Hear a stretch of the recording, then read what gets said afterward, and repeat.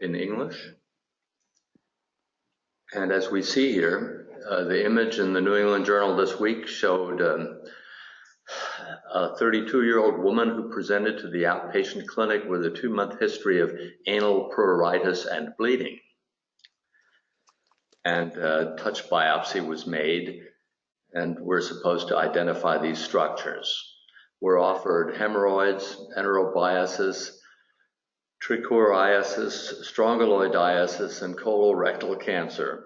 And what we can see here is these are eggs. So this limits the differential diagnosis to the middle 3 items.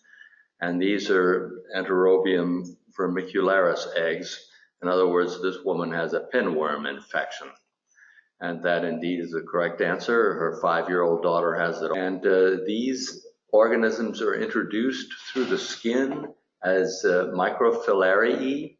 They circulate in the blood to the pulmonary capillaries where they bore their way through and then are coughed up and swallowed down, so that the adult worms, which are actually quite small, live in the gastrointestinal tract where they lay their eggs. These eggs are shed, resulting in more microfilariae, and the next person can step on them and get infected. Now, the problem with this particular parasitic infection is that an auto-infection can occur where the hatched filariae can bore through the colonic mucosa, resulting in an auto-infection. And this problem develops in people that are immunosuppressed. I saw a patient after a kidney transplantation that had strongyloidiasis and then developed a severe systemic illness because of an auto-infection. So that's that problem. Now, the first topic at the New England Journal has to do with acute brain injury. Most of these acute brain injuries are traumatic, although not all, and there are a variety of different scenarios that you can imagine: subdural hematomas, epidural hematomas, trauma, intracranial hemorrhage, etc. But there are also ischemic causes of acute brain injury, as happens when people have to be resuscitated from a cardiac arrest. Now, we examine these people in terms of physical examination. If we see inequality in the pupils, if the person is awake, it's probably because of eye drops or some local problem. But if the person is in coma and has unequal pupils, then a tentorial herniation might be occurring. So we're interested in whether the patients are awake, aware, stuporous, or in coma. And we can judge coma in terms of the Glasgow Coma Scale. There are 3 variables here. It concerns best verbal response, best motor response, and eyes. And the Glasgow Coma Scale evaluation can be also taught to non-medical personnel. It's not terribly complicated. The worst possible score is 3, and a 15 would be normal. So we can assess the severity of coma in individuals with a variety of different causes.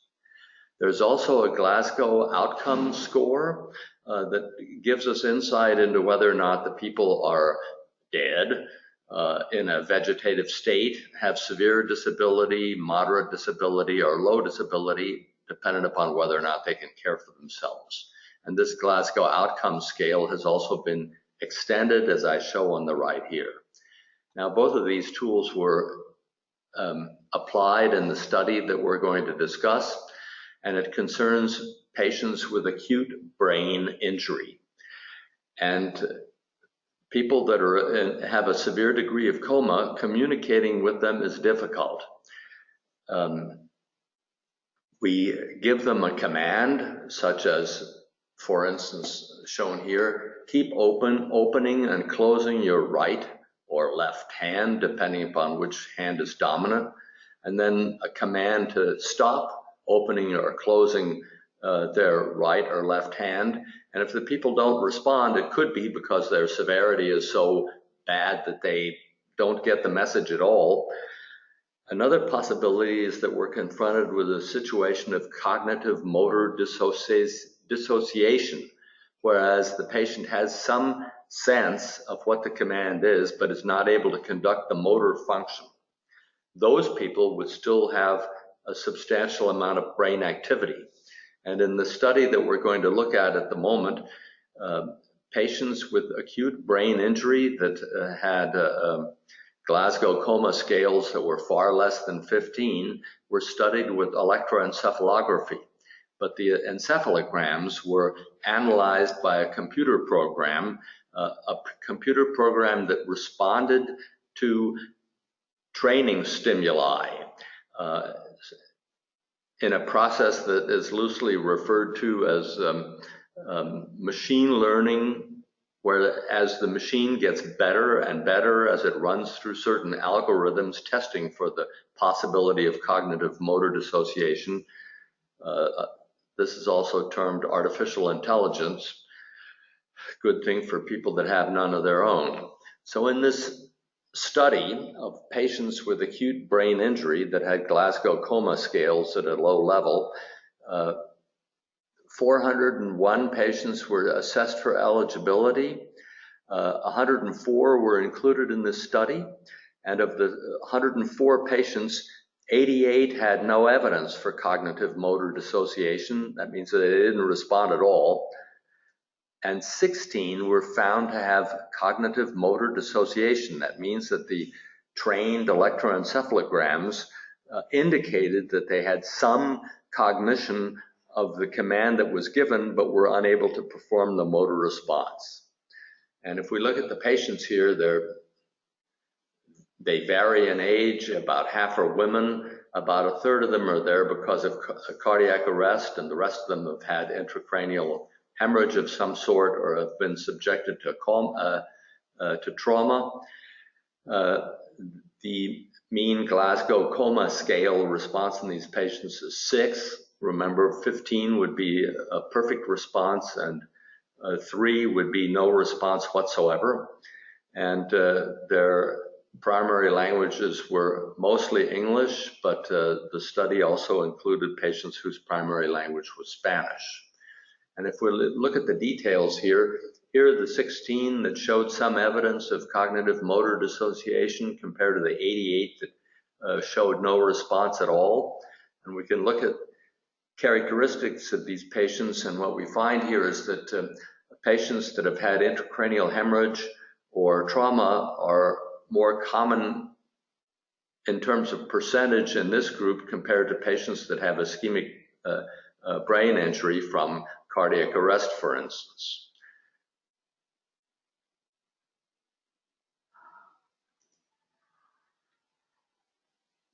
I think everything is still working. Here we see an example of basically what the patients looked like compared to what normal subjects looked like in terms of these electroencephalographic recordings. And what we see is that we clearly see a response in these patients compared to the patients that exhibited no response, but they're far detached from being normal. But what we also find, I don't know if I showed this here, outcomes. The patients that showed evidence of cognitive motor dissociation had a far better Glasgow Outcome Scale compared to the patients that did not have such a response. So their chances of having some sensible degree of recovery was substantially improved if they had evidence of brain activation in response to spoken motor commands on the spoken commands on the basis of their EEG activity. So this tool might allow clinicians dealing with patients with acute brain injury to have some prognostic information in terms of how these patients are going to do in the future. Now, there's an editorial about this topic in the New England Journal, and the editorialist entitles his editorial, "Inverting the Turing Test."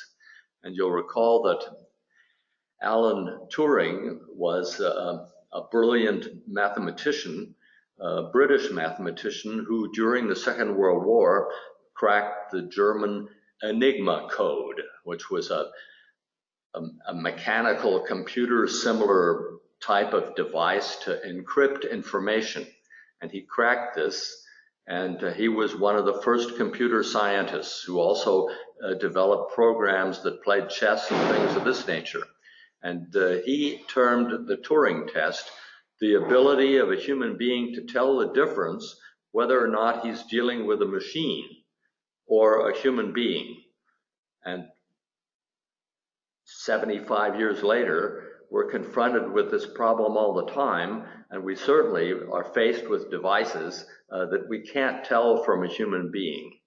So the editorialist claims that this study is sort of an inverted Turing test, where the machine has to decide whether or not he's dealing with a human that has some possibility for a sensible outcome compared to human beings that do not. The next topic in the New England Journal involves a drug called dexmedetomidine. And dexmedetomidine is a clonidine-like drug that addresses alpha-2 presynaptic receptors that result in less of an adrenergic neuroendocrine brain response.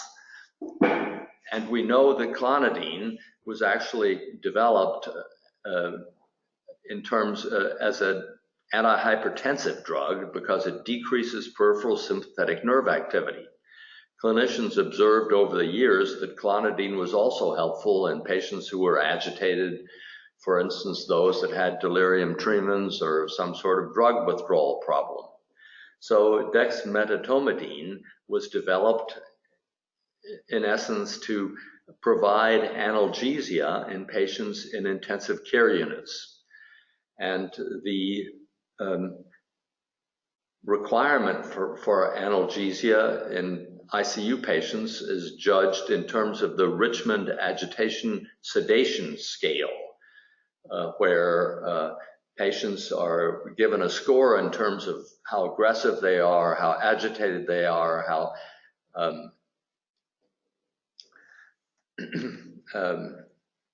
whether or not they're awake, sleepy, light sedation, moderate sedation, deep sedation, or basically unarousable. Now, we would like to have our intensive care unit patients being perhaps somewhere around a score of 0 to -1. And we don't want them down here in coma, and we don't want them agitated and jumping out of the bed. So that's the purpose of this Richmond scale.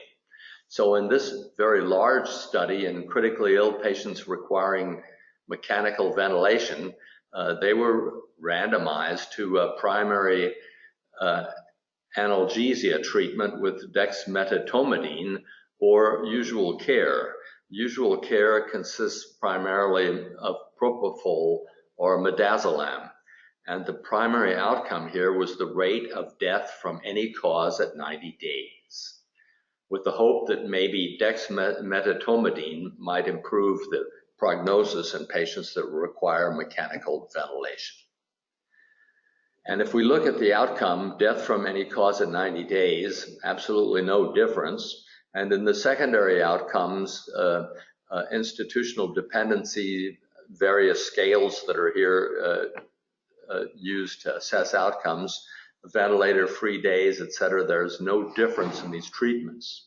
So if we look at the Richmond Agitation Sedation Scale here of the patients, if we compare dexmedetomidine to usual care, absolutely no difference here. And patients with the clinical indication for deep sedation, we also see no difference here.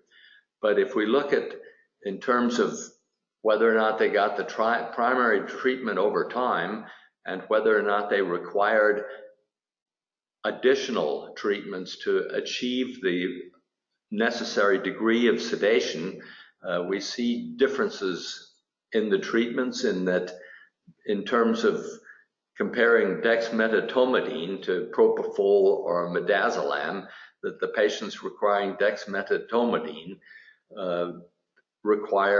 commonly required additional drugs compared to the usual care group, and that all these patients got a lot of fentanyl, which also indicates that none of these analgesia treatments are sedation analgesia treatments are entirely satisfactory.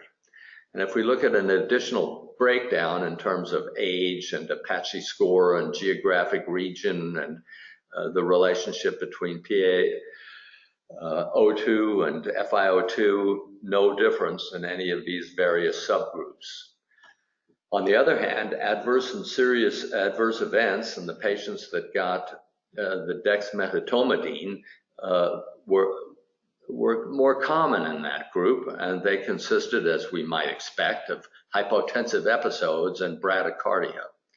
So dexmedetomidine seems to provide no specific advantage compared to usual care and doesn't improve survival, but is associated with more side effects.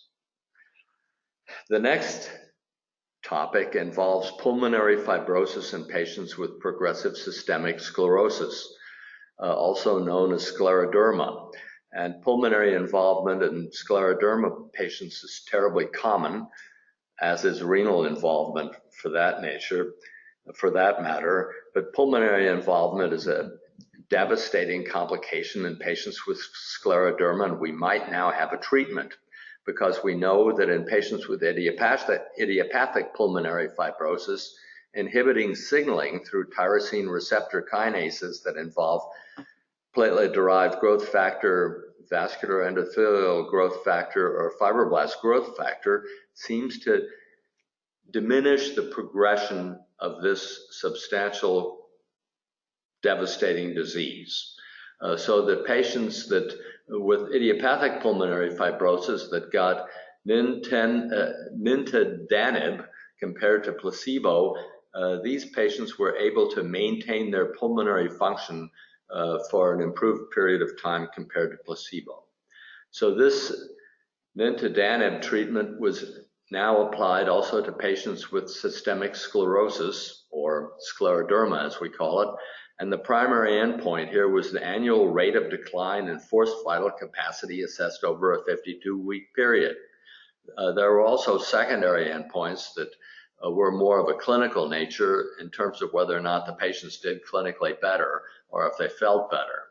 Large number of patients, over 280 patients in both of these groups, and their ages and their pulmonary functions and their carbon monoxide transfer rates, diffusion rates, etc., were equally distributed in both of the groups, and the background treatment they got with mycophenolate or methotrexate was also not significantly different between the groups.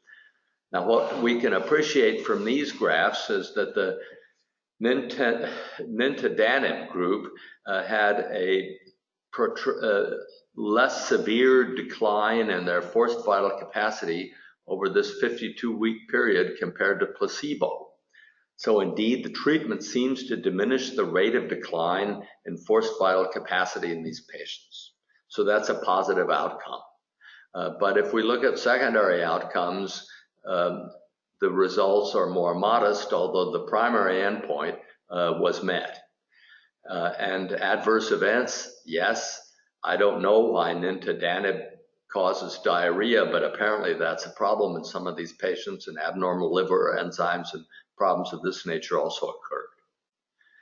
And in terms of the clinical benefits, in terms of whether or not the patients felt better or did better on various scales, that could not be observed in this study, although the rate of decline in forced vital capacity was improved in these patients with systemic sclerosis. The next topic is also fairly complicated. It concerns cardiac troponin. A lot of noise being made about biomarkers. This is one biomarker that really works, and it was developed already in the 1980s when Dr. Hugo Katus, who's chief of cardiology at the University of Heidelberg, did a fellowship at the Harvard Medical School where this biomarker was in essence developed. Now, there are three cardiac troponins. There's a troponin, there are three cardiac troponins. There's a troponin T, which binds to tropomyosin. There's a troponin I that has an inhibitory function. And then there's also a calcium binding troponin, cardiac troponin, that is only present during cardiac development. And assays have been developed for troponin T and troponin I that are amazingly sensitive. And these tests are called highly sensitive cardiac troponin assays. So the tests involved troponin T, dependent upon if you have stock and Hoffmann-La Roche, or troponin I if you're an Abbott fan. Now, cardiac care has changed during my career. When I was a resident, the mortality from acute myocardial infarction was 30%. Then we developed coronary care units where defibrillation and hemodynamic monitoring were done. That reduced mortality substantially. Then coronary reperfusion was developed, and we discovered beta blockers and aspirin that also resulted in a substantial improvement. And now we have special units for patients that present with chest pain. In Germany, these are called chest pain units, also in German. And in order to have a chest pain unit in your emergency room, you have to provide cardiac catheterization services around the clock, which means that you need at least 4 interventionalists that can come and take care of your patient should they need an acute intervention. And the way this is done is a patient comes in chest pain, with chest pain. He goes to the chest pain unit. The first thing that happens within 10 minutes, he's supposed to get an electrocardiogram. If he's got ST segment elevation, he immediately goes to cardiac catheterization. Blood is drawn for these troponin levels, but you send him to the cath lab immediately without waiting for the results. But if he doesn't have ST segment elevation, and if his cardiac, his EKG is otherwise non-definitive, he could have acute coronary syndrome, which is basically a myocardial infarction, if you will, without ST segment elevation. He could have acute coronary syndrome, or he might have a cardiac troponin elevation for some other cause, like a myocarditis or even trauma or something, some sort of cardiac injury of some Takotsubo syndrome or some cardiac injury of a non-coronary cause.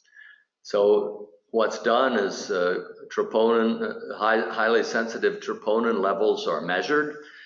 If they're very low, that is, in essence, rules out the diagnosis. If they're sort of intermediary or high, a second determination is made at the end of a period of time, 1.5 to 3 hours. And if there's movement in the troponin levels, the patients are sent off to coronary angiography. This, in essence, shows the same thing. Patients that don't have ST segment elevation in their electrocardiogram, their troponin levels are measured. If they're very low, it's in essence ruled out. If they're not so low, then an additional assessment is done. If they have a substantial level, they're sent to the coronary catheterization unit immediately. And there's also a global registry of acute coronary events score that you can check out on your telephone or with your computer so that you can categorize these patients with more precision. How do I know all that? Well, this information comes from studies such as this one. And this is a huge study of thousands of patients looking at the application of highly sensitive troponin values in patients with suspected myocardial infarction. Most of these patients were gathered in Germany, but in essence, this is an international study that took patients from all over. And the idea here was to develop a risk assessment tool that was based on the data that I'm going to show you here, that basically results in the schemata that I've just displayed. And the end point here was to estimate the risk of an acute myocardial infarction or death within a time frame of 30 days. So the ages of these patients, infarction patients, are usually 60 years old or older. It's a little more common in men, although women are also substantially represented. Diabetes is common, smoking is common, a history of coronary artery disease is common, stroke, all these various things. We know all that. Body mass index in these patients was relatively acceptable. Relatively acceptable. Time in the emergency department, all of these things are shown here. Now, the study design here and the patient populations that were recruited here and how these patients were evaluated with one measurement of highly sensitive troponin and then a repeat measurement at some later time frame. The acute study populations comparison to general population studies is given, and there are lots of patients here, patients with low risk for myocardial infarction, patients with high risk for myocardial infarction, normal patients, patients that have no complaints.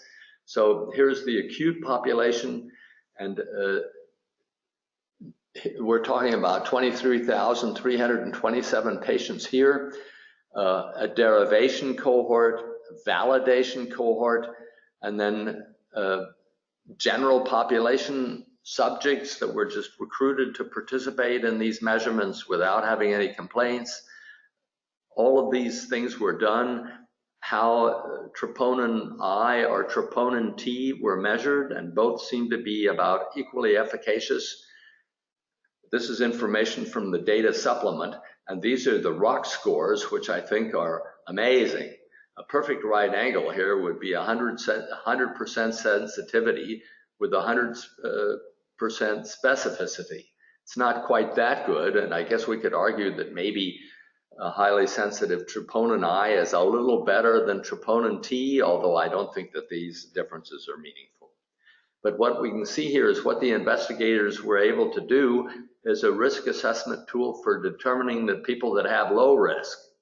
And you can see that we can compare troponin T again to troponin I. The information accrued from these tests in essence is similar. Patients that had an early resampling, getting a second sample within 120 minutes, or patients that had a second sample within 210 minutes, and then we can determine from this pie diagram whether or not our patients are in the green area or whether or not they have slightly higher risk. And we can also use the same tool basically for risk assessment tool for determining those patients with a higher risk for a myocardial infarction. And that's shown here. And of course, the troponin levels here are higher than the patients that we looked at that were in the green, but basically that's the nature of this study. Then we have also comparisons for patients that don't have myocardial infarction. And this population of patients is shown here. In essence, the idea is to, with troponin I or troponin T, to be able to categorize, pick those patients out that are within the green that can be treated conservatively and sent home, the patients that are in the red that need to go to the cardiac catheterization units, and the patients that require perhaps some additional observation or assessment with other exercise testing or other imaging kinds of modalities.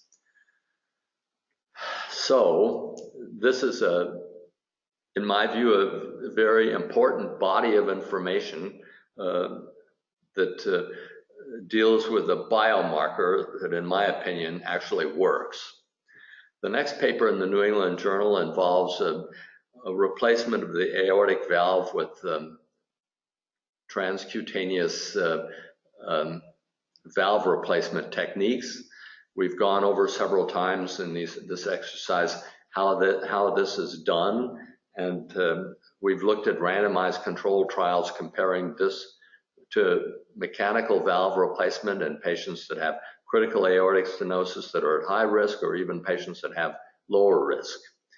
Now, this paper in the New England Journal that I report to you involves procedural volume and outcomes for transcatheter aortic valve replacement.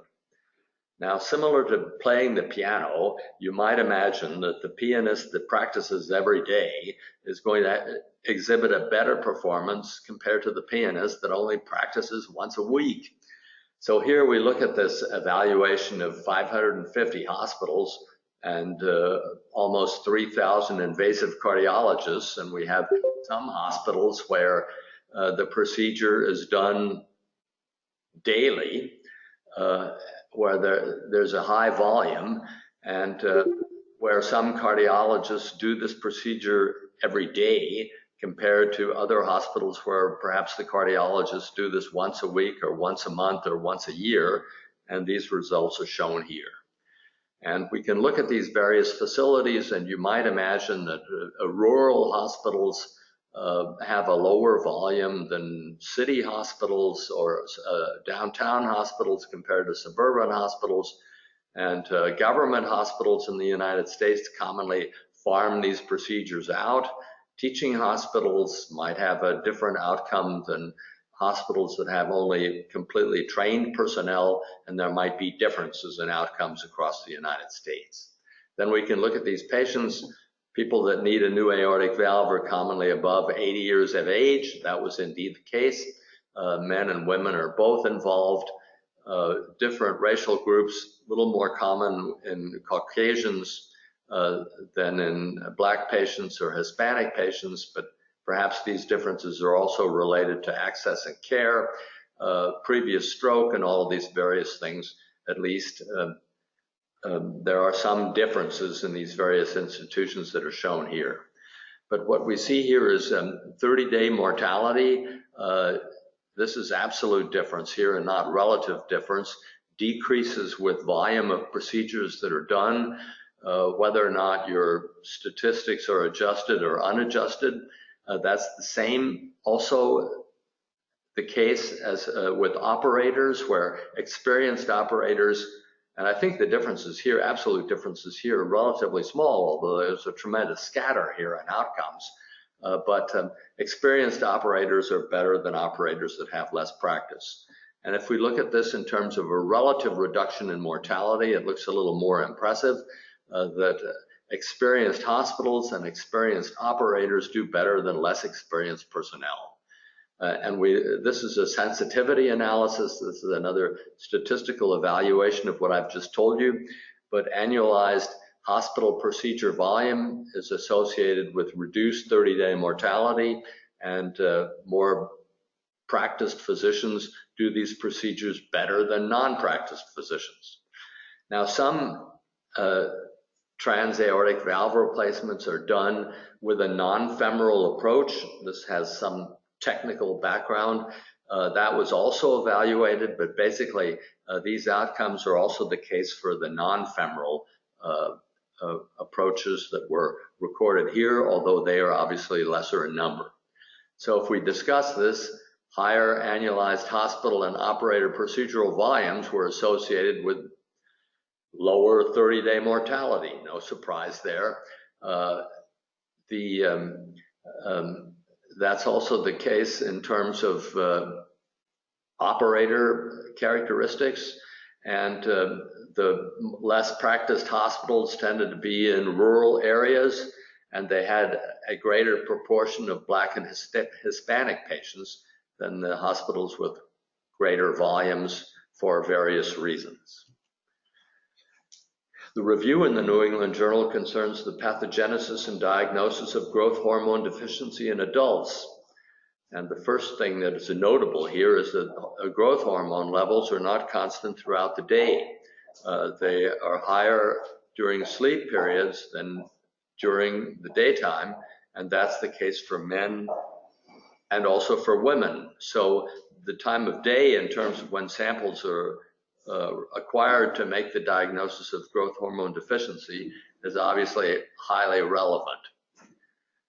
That's also the case for the other hormones. And then we can look at possible causes for growth hormone deficiency into craniopharyngioma, radiation, sarcoidosis, head trauma, surgery, etc. These things are obvious causes. Nutritional alterations such as massive obesity also plays a role. There are immunological reasons to have growth hormone deficiencies, and these things are shown in these extensive diagrams here. What we also see is that that there are caveats for assessing growth hormone deficiency in adults of normal height. I guess very short adults might the index of suspicion might be higher there, and there are various reasons why there's variability. There are variabilities in these measurements that are shown here that are independent of time of day. Also, the usual message in endocrinology is if you think it's low, stimulate it, and if you think it's high, do a test to suppress it. That's also the case for growth hormone. Although stimulation of growth hormone is not trivial, and what's applicable is also varies from center to center. Infusing insulin results in growth hormone release. That test has a number of problems, including obviously hypoglycemia. In the old days, we used to infuse arginine. That's still available, but apparently this test is not acceptable in the United States, and is also, the results are dependent upon body mass index. Then glucagon seems to play a role, but that also has various side effects, and also there's a ghrelin acceptor agonist, or giving IGF-1 is also done to stimulate growth hormone release. Then we can look at the clinical features of growth hormone deficiency in adults. There are CNS, hypothalamic, cardiovascular effects on glucose metabolism, adipose tissue, bone-related effects, and skeletal muscle effects that are outlined in this image. Now, there are replacements for growth hormone deficiency, and there are production capabilities now that make this an effective treatment, but we have to decide who really needs this treatment and who shouldn't get it. If patients have sarcopenia because of HIV infection and tumor cachexia and problems of this nature, the data in terms of efficacy of growth hormone here are variable, and if you deal with these patients, you should read this review carefully. In terms of improving athletic performance, the World Anti-Doping Agency doesn't think that's a very good idea. Bodybuilders there are of a different opinion, and all these various problems are discussed in the review. And here's this image from last week, T2 versus T1 weighted, but we can see this thyroglossal duct cyst that was detected by this image, and this patient's symptoms were relieved with surgical excision. Then there's this image in the New England Journal. This poor 72-year-old lady shows up complaining of having gas in her urine. That's a pretty good indicator of having some sort of a fistula. And indeed, on cystoscopic examination, we see her bladder mucosa, which is inflamed, and this material here that's coming from someplace. And this cystoscopic examination revealed an area of congestive edematous bladder with a central orifice that exuded gas and feculent material. And if you want to see all this in vivid motion, I refer you to nejm.org. And this, most generally, malignant tumors are responsible for this problem, but this patient developed this fistula solely because of diverticulitis. Now, the case in the New England Journal involves a 52-year-old woman that has a strange heart disease. And basically, she first shows up because of rhythm disturbances. And at her first evaluation, her ejection fraction is still normal. But over a period of months to actually several years, she develops a marked decrease in left ventricular ejection fraction. And I was interested to see that her electrocardiogram showed a left anterior fascicular block. We weren't shown our electrocardiogram, but I interpret this verbiage as indicating that QRS interval is normal, but that she has abnormal left axis deviation. She also has poor R wave progression across the chest leads. Then her heart failure gets worse. She's given various treatments that don't make her much better. Then she gets much worse and ends up requiring a ventricular assist device. And I was interested to see that she was given milrinone, although a randomized controlled trial that we inspected 15 years ago indicated that milrinone decreased survival in patients with heart failure. But at any rate, eventually, she's confronted with cardiac transplantation. And when her heart is excised, we see substantial evidence of myocarditis, inflammatory changes in the excised heart that are shown here. So this patient has a chronic inflammatory myocarditis.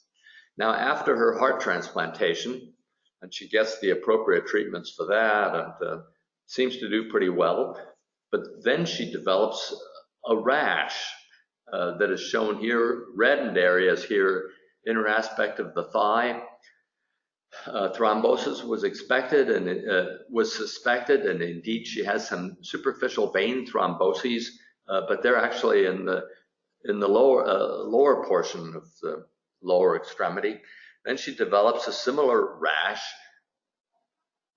in her arms, and the rash blanches with pressure, but actually the etiology of this rash was not immediately apparent. Then we learn that she was born in Central America and had immigrated to the United States 31 years earlier. And basically with that information that she's from Central America or South America, has a left anterior fascicular block, develops heart failure, in my view, makes trypanosoma cruzi the primary differential diagnostic possibility. And indeed, a diagnosis was made. The discussant saw things my way.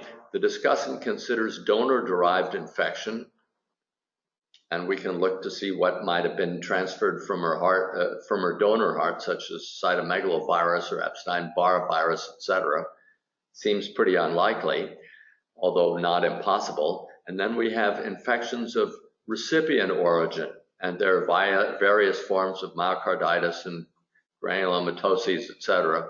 But parasitic infection, also tuberculosis or fungal disease are possible, but parasitic infection, trypanosoma cruzi, in a person from South America that has a block picture in the electrocardiogram, I think is highly suggestive that this patient has Chagas disease. And indeed she does. And we see a peripheral smear here, and here's a trypanosome in her peripheral smear. Then we have some biopsy information and showing various stages of trypanosomiasis in her donor heart. So this is the second appearance of trypanosome-induced myocarditis in this poor patient. And there are two drugs that can be given for trypanosomiasis, and one of them is benznidazole. And so the patient was given benznidazole, and at least her rash went away. But it seems that her parasitemia also improved. I was very interested to learn that if these patients are given allopurinol, that might help them, because allopurinol is metabolized by the trypanosomes into a metabolite that is toxic for the parasite. And allopurinol is, first of all, very cheap, and second of all, fairly harmless. And so this patient was also given allopurinol. And I would remind you that trypanosomiasis is endemic in Central and South America. Almost everybody is confronted with the assassin bugs. And these are true bugs. They belong to the order Hemiptera. This is a nice vegetarian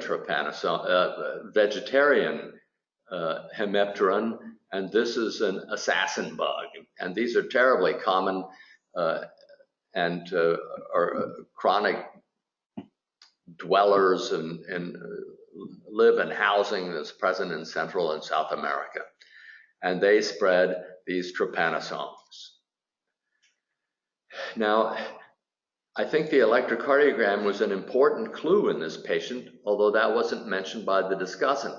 And I was interested to see this paper from Barcelona, where they looked at emigrants from South America that commonly go to Spain because they have no language problem in that country. And in these patients that were found to have trypanosomiasis on the basis of various testings, including PCR, almost 20% of them had a left anterior hemiblock in the electrocardiogram, and a variety of other electrocardiographic changes are also seen. Then in the New England Journal, we're shown the results of 6 patients that have undergone a face transplant in Boston. And I think we can see with these outcomes, these are fairly acceptable outcomes for these poor patients. And I think we have to congratulate the patients for what they went through, and also their physicians to helping them to these outcomes. Now in the Lancet, the first topic is the HER receptors. Human epidermal growth factor receptor 2 belongs to a family of 4 HER receptors that are also called neuroregulin because this receptor is expressed also in the heart. But it's common in patients that have breast cancer. And indeed, 30% of all patients with invasive breast cancer are HER2 receptor positive and are then treated with an antibody against HER2. And HER2 is also expressed in the heart, and the antibody can result in cardiomyopathy, in addition to other complications. So that's basically the background of these 2 papers that I'm going to show you. And the first paper is the FAIR trial. And basically what was done in this trial in patients that have breast cancer that are HER2 receptor positive, they were randomized to 6 months of trastuzumab or 12 months of trastuzumab in the hope that 6 months might be not inferior when compared to 12 months. And indeed, left ventricular ejection fraction was an issue in this particular paper. So we look at these patients and they have breast cancer and how they're otherwise treated, and whether or not they're hormone receptor positive or negative is given here. And basically what we see here is that disease-free survival looks the same in both groups, but not quite, because there is some difference in terms of risk of recurrence in the patients that only had 6 months of treatment compared to 12 months of treatment. And basically 12 months of treatment in this study looks a little bit better than 6 months of treatment, and the investigators could not determine that there was that 6 months was non-inferior compared to 12 months. And the second study is called the Persephone study, same hypothesis, and we're talking about 4-year disease-free survival results in another non-inferiority trial, and indeed cardiotoxicity is also an issue here. So here are these patients, and there are other clinical characteristics in both of these groups. The randomization seems to be okay. And here we see absolutely no difference between 12 months and 6 months of trastuzumab treatment in this particular study. And here, the outcome lies exactly on the 1 line.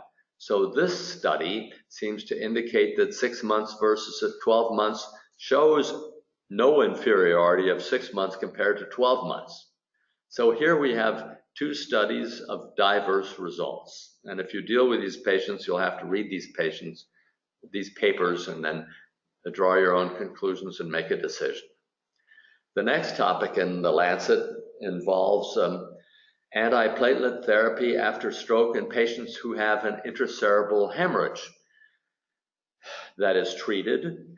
And then the question is, should I start the antiplatelet therapy again or not in these patients that have already had one intracerebral bleed, but they need this treatment? So in this study, patients were actually randomized, who had had an intracerebral hemorrhage were randomized to restart or not restart. That's why this study is called the RESTART study. And so here there are various clinical characteristics of these patients that were either restarted or not, and their intracerebral hemorrhage characteristics were similar in both groups. And what we see here, this graphic here concerns recurrent symptomatic intracranial hemorrhage. And the studies, the patients that were not restarted did no differently than the patients that were restarted. Actually, the patients that were restarted looks like they did a little bit better for reasons that aren't clear to me from the data that are given here. So it seems to be that the patients that are restarted have no increase in risk for having a second intracranial hemorrhage compared to the patients where this strategy is avoided. Now, the next study involves polio vaccine. And I grew up in an area when polio vaccine was developed, and Dr. Salk's vaccine was an inactivated polio virus, and the vaccine was pretty good, but it had to be given by injection. Then came Albert Sabin, and he developed a live vaccine, which could be given with sugar cubes, and this vaccine was fantastic, except it did result in a polio-like syndrome in a very few numbers of patients. And so now we've backed off from the Sabin vaccine and we're back to inactivated polio vaccine, which has to be given by injection. Now, polio would probably no longer be an issue worldwide if all the children at risk would be vaccinated, but apparently that is not possible for various social and religious reasons.